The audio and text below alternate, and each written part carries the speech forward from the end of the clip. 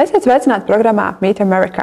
Šodien pie mums studijā ir advokāti un Sieviešu cilvēktiesību programmas vadītāja Šerilu Tomasu un leitnants Skots Dženkinsu.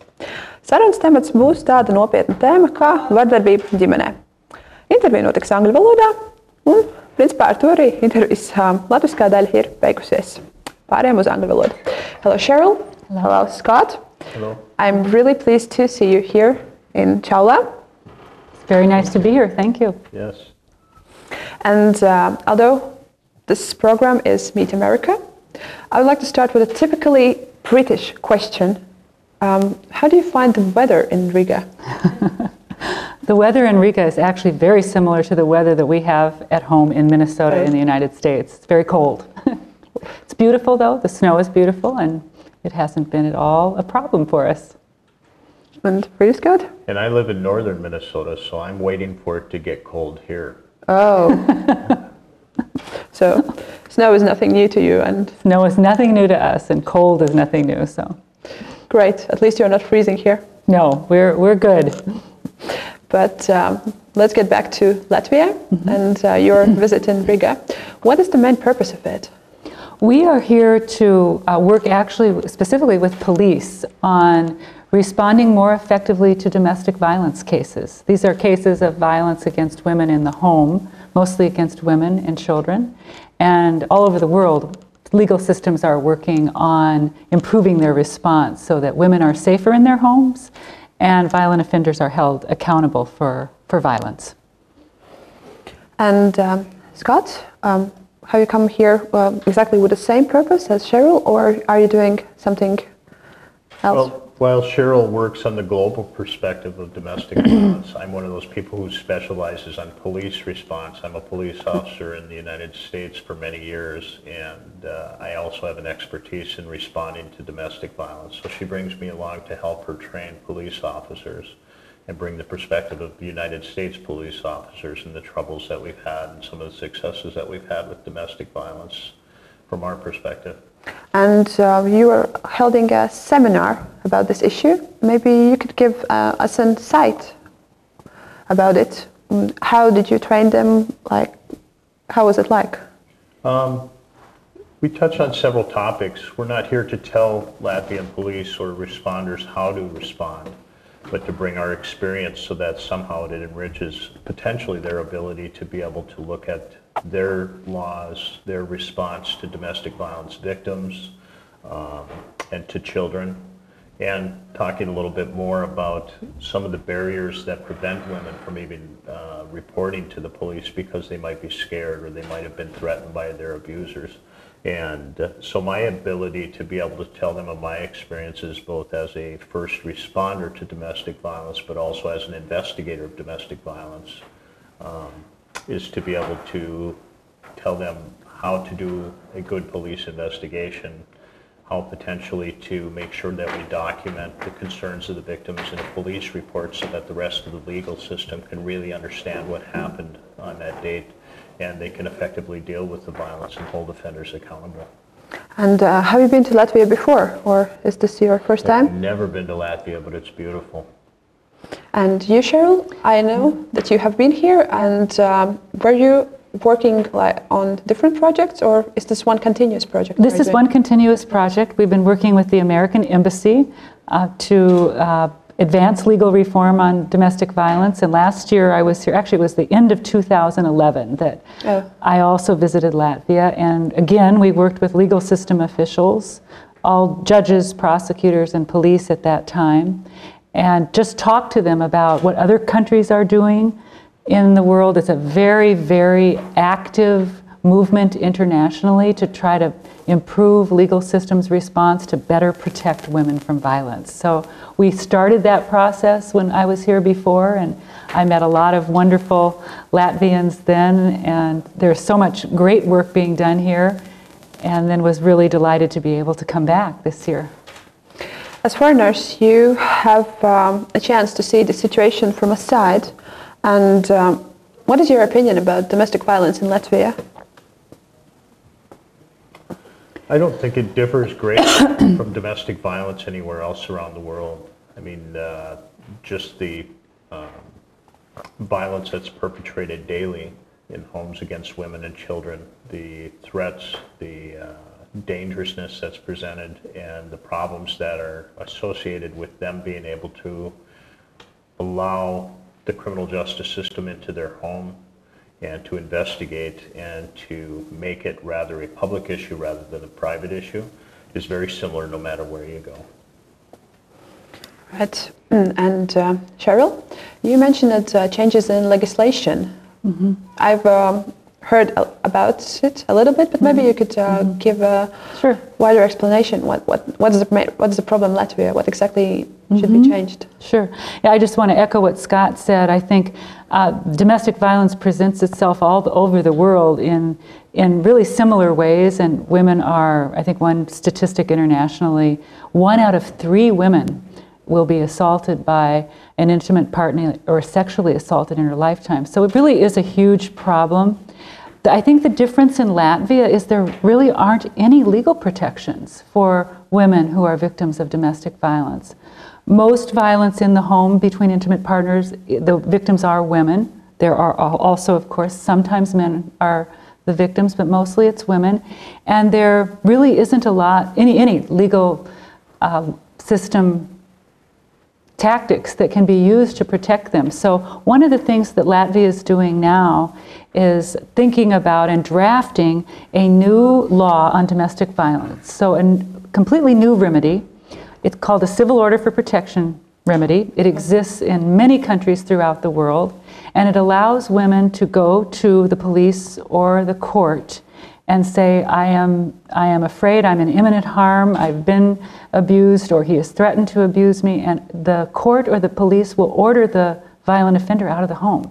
And it's a very effective legal remedy. It's been proven most effective legal remedy that we've found in the United States. Yeah, because in Latvia, I think it's a big problem that if these women want to change something and go away, they don't really have where to go. They have no shelters, really, in Latvia. There's a couple beds, I understand, in different, we call them beds in the United States. We have thousands of domestic violence shelters thousands of beds in domestic violence shelters in the U.S., but there are really just only a couple beds here for victims of domestic violence. And also the problem of Latvia is that if you want to really start a new life, you need to go away from the place where you live. And if you live in a small village, it means that you basically need to move to Riga. Mm-hmm. And if you're already in Riga, then where else to go? Right. It's dangerous for women to not have anywhere to go, to escape somebody who's assaulting them in their home and possibly endangering their children. And you cannot escape forever, unfortunately. Okay, but now I would like to talk a little bit about Minnesota, about what's the situation there. Well, the situation in Minnesota is, again, domestic violence is similar all over the world, and we do have the problem in Minnesota. Women are victims of domestic violence in Minnesota. The difference is we have been working on this issue for almost 40 years now. We have many shelters. We have, I think, 20 shelters in the state of Minnesota in the urban areas. We have very powerful laws on domestic violence that allow the women to get orders for protection, that order batters out of the home. We have about 10,000 of those orders that are issued in Minnesota every year. We also have lots of reforms to our criminal laws. We have aggressive laws that give the police the power to arrest batterers when they come into the scene of an assault, and prosecutors who are committed to prosecuting domestic violence cases and getting convictions. So those are very important reforms that we have in Minnesota that we think have really improved the situation for domestic violence victims. And Scott, as a former or still a police officer? I'm a former police officer. Just retired. Oh, you look pretty young. Thank you. Maybe you could comment something about what Cheryl said. Yeah, Duluth, Minnesota was really kind of one of the epicenters of domestic violence response, and it was largely because of people like Cheryl, advocates that were working in the field that recognized what the problem was. They also identified how they were going to try to solve it, and that was approaching and reforming legal systems, including police departments. And the Duluth Police Department was one of those involved in one of the first projects or model projects with mandatory arrest in certain situations in domestic violence. And we had a progressive police chief at the time who was willing to be open to trying new things. We developed some really specific and unique police protocols that helped guide police officers in their job each day when they were responding to domestic calls. And I think by and large that helped us create better cases in arrests and investigations to send into the court systems. And then they worked on legal reform there, and our court systems soon came on board, and our prosecutors and our judges started to understand this unique crime, and we were able to protect women much better just by a coordinated sense of responding to these calls, both inside and outside the legal system. And Cheryl mentioned 10,000 restriction orders every year, but what's the total population of Minnesota? I think it's 5 to 6 million, something like that. 5.5 million, I believe. So 5 to 6 million people, probably a little bit over double the size of Latvia. And we have about 10,000 orders issued in our state. Every year? Every year. And that's just the civil orders. We also have many criminal cases that go through the court system. All right. And for this program, we have also prepared a short extract from the movie Power and Control, which will show you a live example about domestic violence.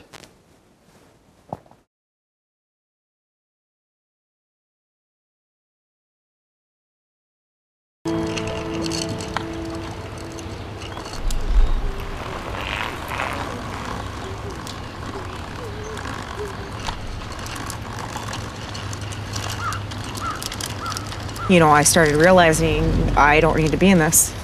I don't want to be in it. You know, it's like a constant, everything I do is wrong, everything I say is wrong. I fought hard to just even go to school and work because I always got put down for that and yelled at to make that choice. I always said, if you raise a hand at me in anger, I'm gone. He started taking more swings at me or the girls than threatening us. I can't live like that. I don't care. My girl's drunk and All right, hey, relax. I'm gonna get both of your sides and figure out what's going on here, okay? Yeah. Are you guys dating or what's the deal? Yeah, that's my baby's mama. We got kids together. All right. You would just want to get away from him for the night? I just want to get away from him, yeah. That's all I want to do. The physical domestic calls, there's so much emotion wrapped up into it. It's a mixture of love and hatred and jealousy. Please. Women are losing their lives. It's serious. A woman is a victim of domestic violence every 18 seconds. What captures our imagination is the kind that gets into the newspapers, gets on TV. The death of Nicole Brown Simpson and the arrest of her famous former husband thrust domestic violence into the national spotlight. The ordinary violence between American couples, that's not going to make it into the newspapers. It's estimated 1 out of 4 women in the U.S. will experience domestic violence in their lifetime. Why then would Rihanna and millions of others return to their alleged victimizers? We have to fundamentally change the power relationships between men and women in this society. And if we don't change that, we're going to continue to see a lot of sexual and physical abuse of women and children. It's not a matter of why didn't you just leave? You got to get away. It's an escape. That day before I checked myself in, he took a swing, tried to punch me in the face. He was at work and I left. I remember shoving everything in my car as much as I could. Girls all crammed in there just right up to Duluth. He's got control over your mind, your body, your economics, your children. It's the power and control dynamic that escalates in physical violence.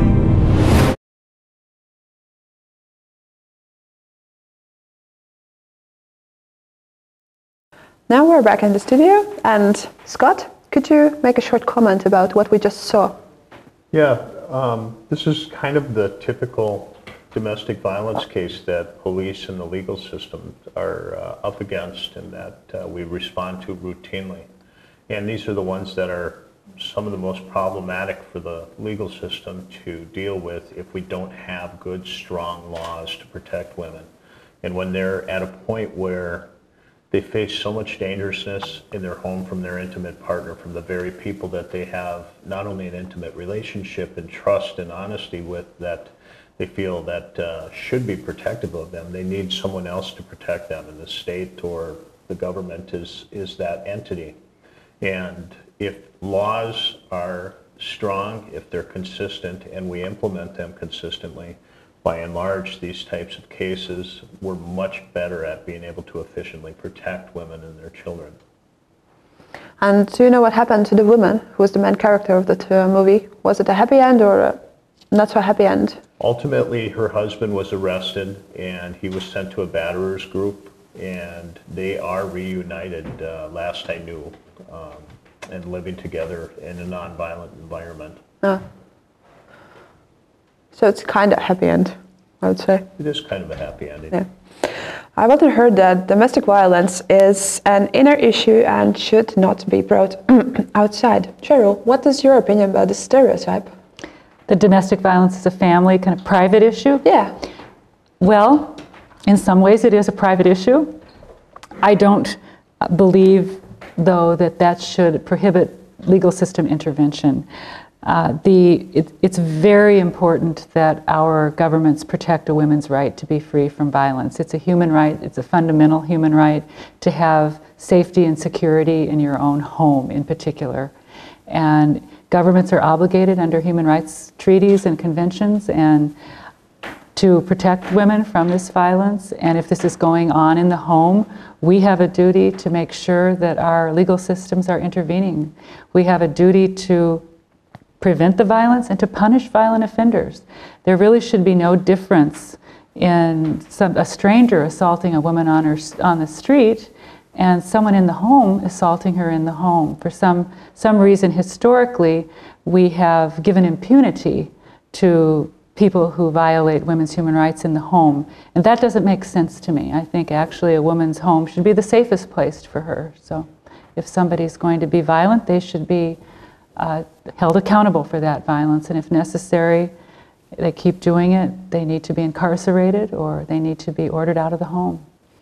Thank you. And Scott, what is your opinion about this stereotype? Well, we know for certain whether the violence is private in the beginning or public later as it starts to escalate and get more dangerous, that the most significant consequence that can cause real change in a relationship to stop the violence and cause the person using the violence to become nonviolent long-term is an arrest and the intervention by the legal system. We know that through years of experience, but we also know that from reformed batterers who tell us that that was the single best opportunity in their lifetime to be able to affect real change. It doesn't mean that every batterer is going to become nonviolent, but if they really want to make the change and if there's significant programs set up to help them make that change, that's the point at which the government's able to leverage that opportunity.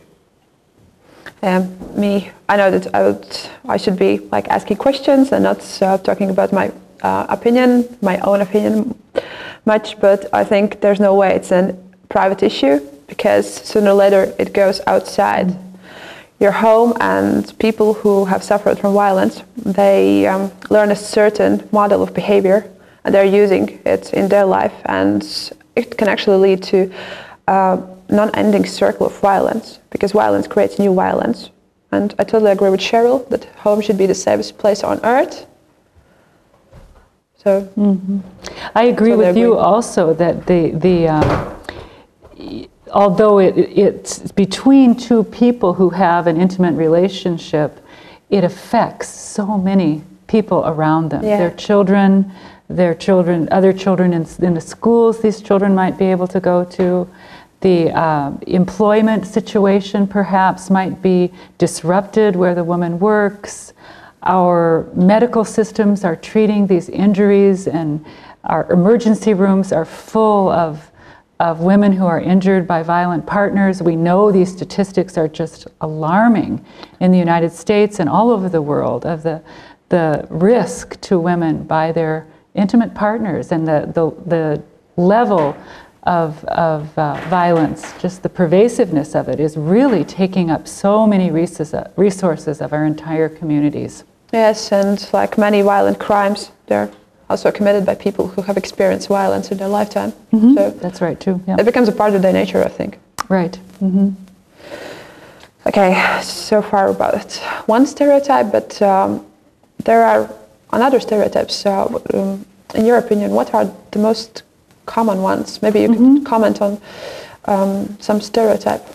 Yeah, there are many stereotypes that people discuss when they are talking about the issue of domestic violence. One that we hear often, we've heard it in Latvia, we've heard it in other countries, we hear it in the United States, is that alcohol is the cause of domestic violence.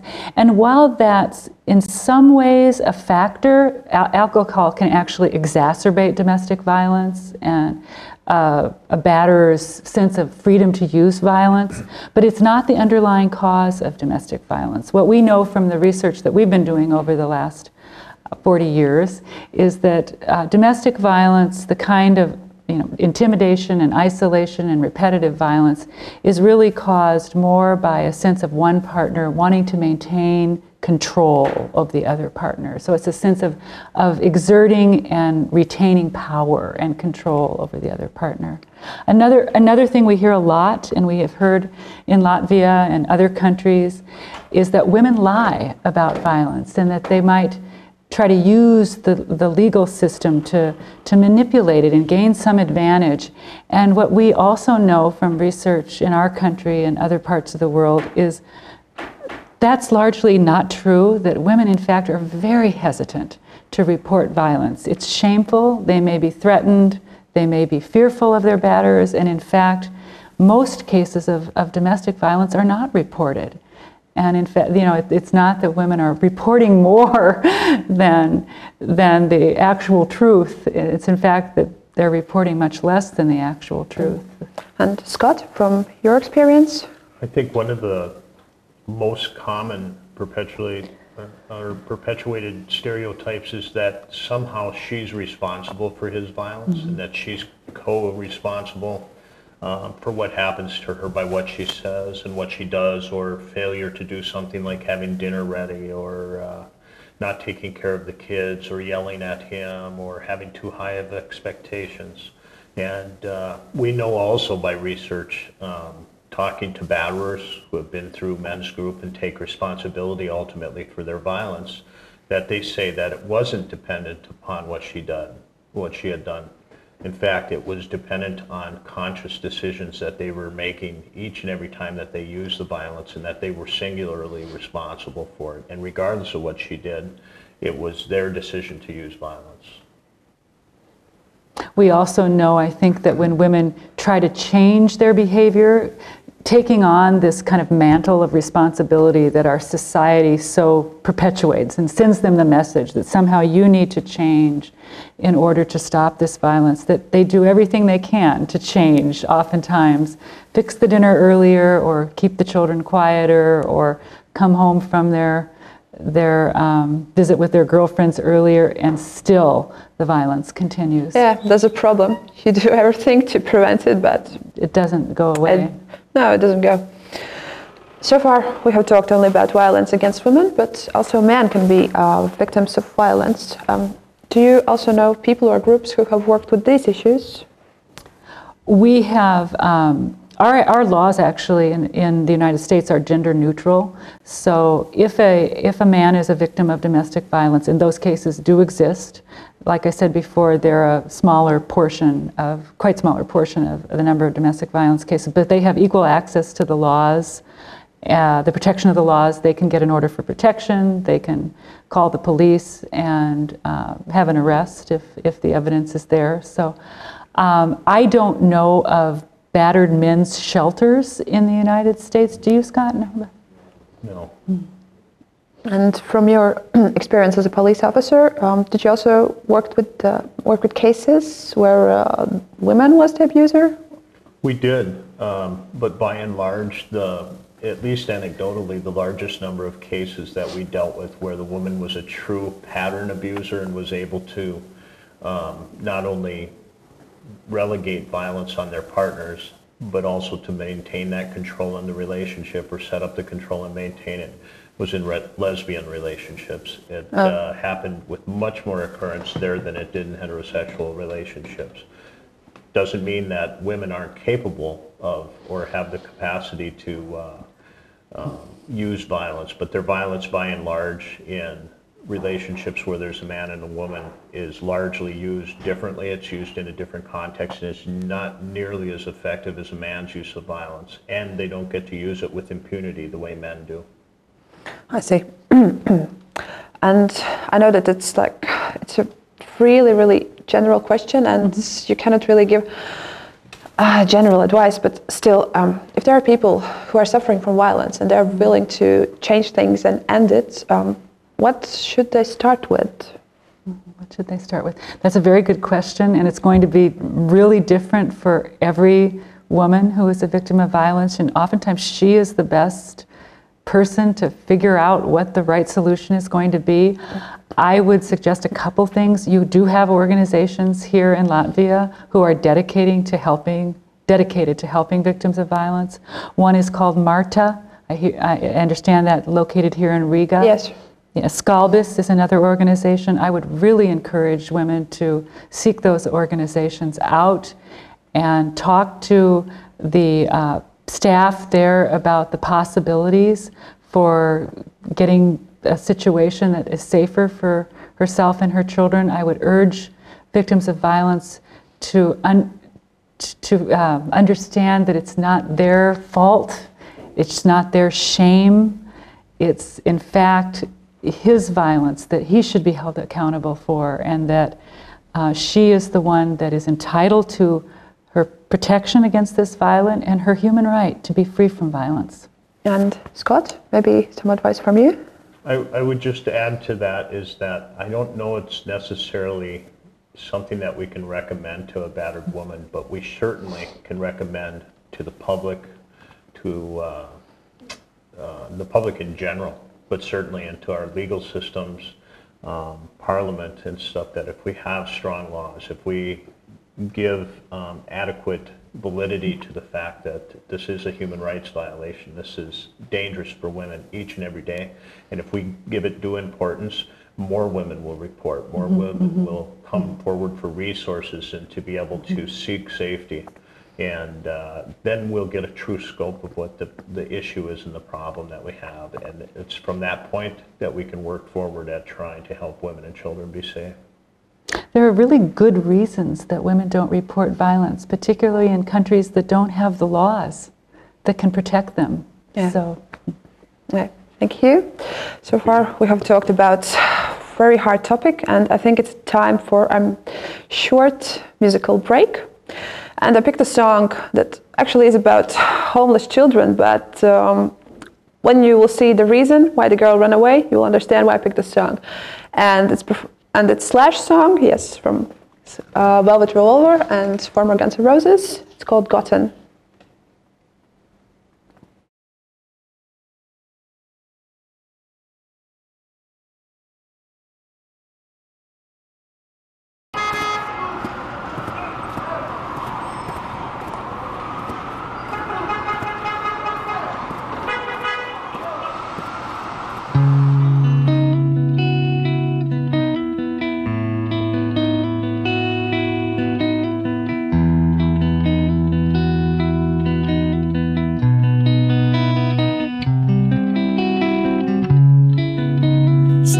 To see your face again. Tell me, how long has it been since you've been here? You look so different than before, but still the person I adore.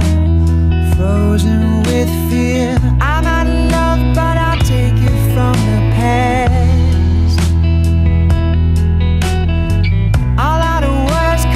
Sure it'll never last.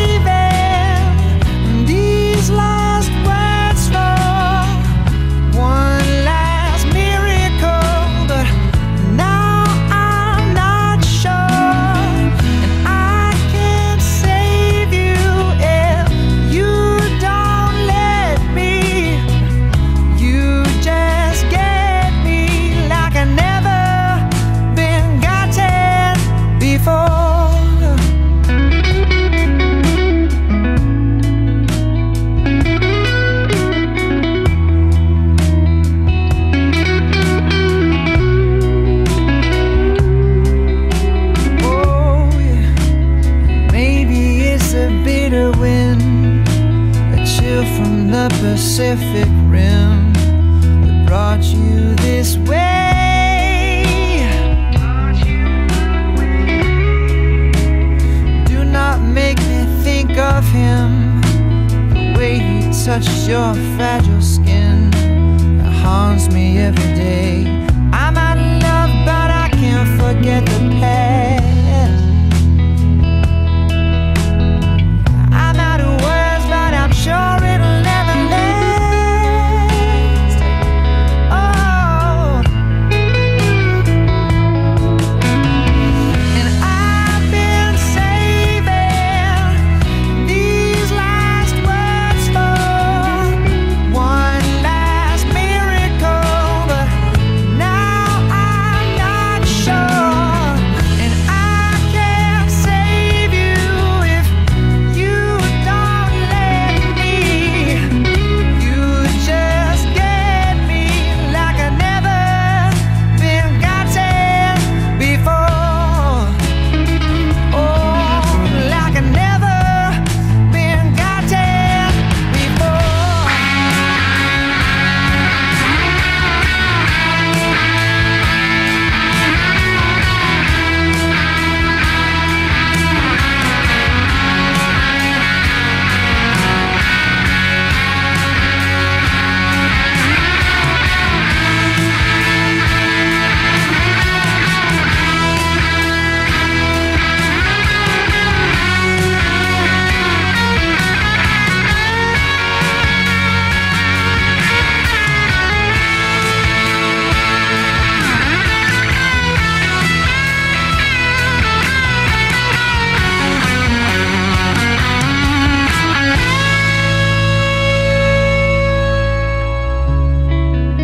So nice to see your face again.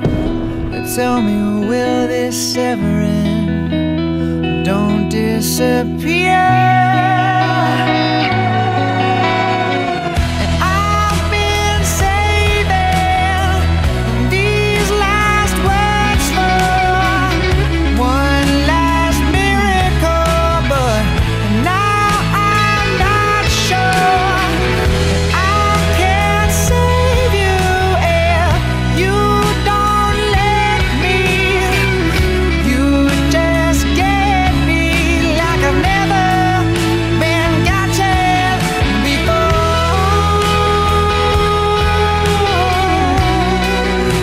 Yeah, yeah, yeah. Like I've never been gotten before.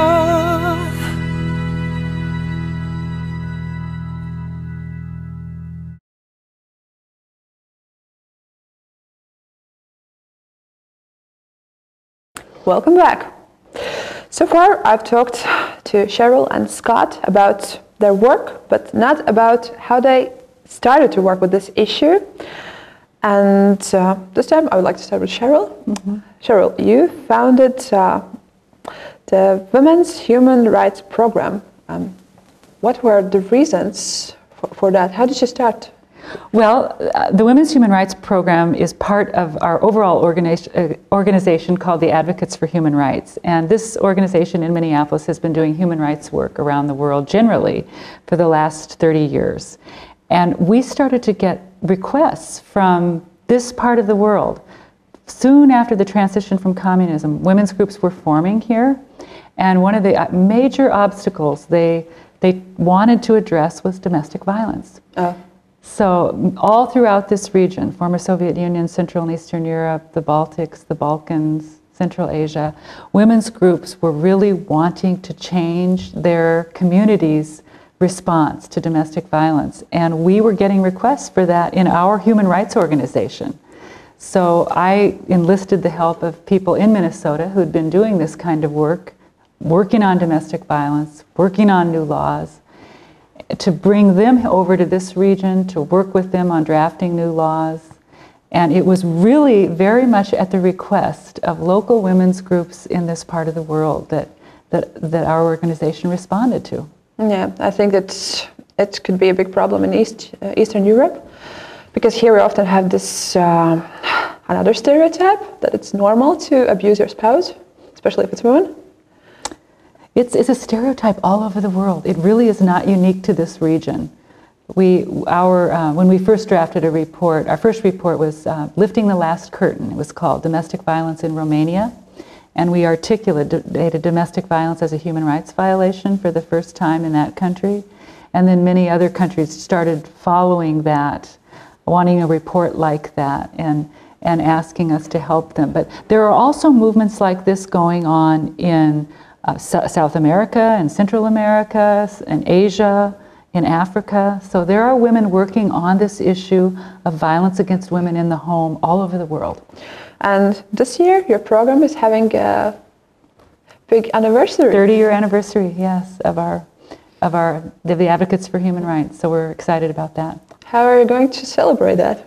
Many ways. We have a big celebratory dinner where we give human rights activists from all over the world awards, and we come together and examine our history. And one of the things I think that's most exciting about this anniversary is the work and the accomplishments that have been made on women's human rights over the last 20 years.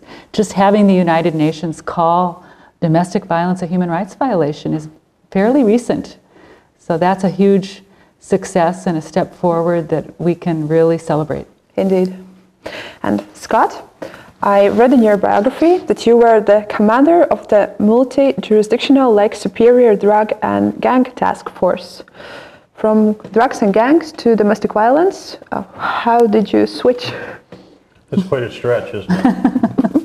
Yeah, I've done a lot of different things, different responsibilities in law enforcement, but probably none more important and more rewarding than working with victims of domestic violence and helping change police agency response. And many years ago, many of the advocates that were working up in the Duluth area for this pilot project wanted to find people within the police agency that were going to be allies for them to help train. So they actually took a few people like me under their wing and helped us understand the domestic violence issue and apply it to how we do our job each day. And according to best practices, or what we believe were best practices at the time as the laws were developing, and then start to train police officers. And it just became a really important issue to me. I have 3 daughters myself, and the current statistics of 1 in 3 women in their lifetime will experience some type of physical or sexual violence that hit home to me. So it's very important for me. And how many years do you work with that? Well, I've been working as a consultant for domestic violence issues for probably 16 or 17 years, but 31 years in police work. So I had a fair amount of experience dealing with domestic violence cases prior to that. So it gave me a good background from which to draw. And speaking about the police work, we have another extract from a movie. This time it's domestic violence, law enforcement. And it's going to be a short extract, and then we'll also comment on that.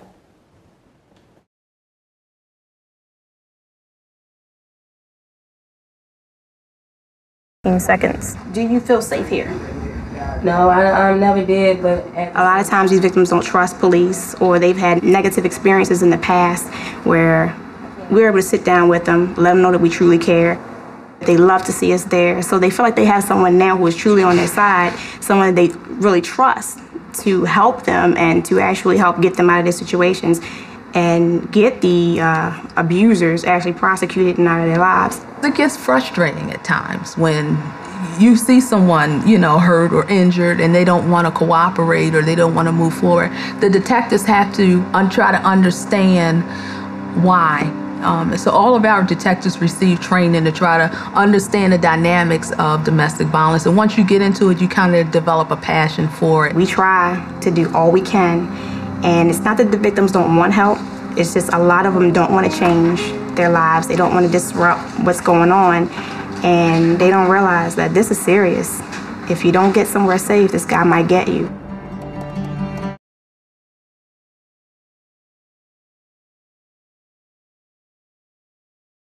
Welcome back. In this extract, the Duluth model was mentioned, and since Scott is a former police officer, he can tell us more. What exactly is the Duluth model? Well, quite simply, with the idea that the response to domestic violence by the legal system starts with police officers. And the development of police officers' experience in investigating and being able to draft really good indicative police reports of what's happened, and then being able to send it into the criminal justice system or the legal system for other people who are going to be involved in the intervention of these people where the domestic violence had happened, was a really important component of the experience that advocates brought to the area and began to develop into a program called Coordinated Community Response. And that idea was just simply that each of us that deals with a portion of the intervention does not act singularly. We don't operate in a vacuum. So the police, once they looked at this case and they developed a police report, they could rest assured that there was quality assurance in the next person's response if we had done a good job.